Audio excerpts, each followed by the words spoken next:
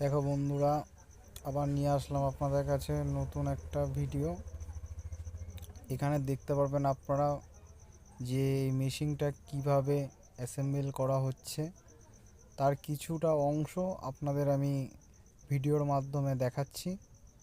আপনারাও এটা মেশিনটা আপনারা ঘরে বসেই বানাতে পারবেন, তেমন কোনো ব্যাপারই না।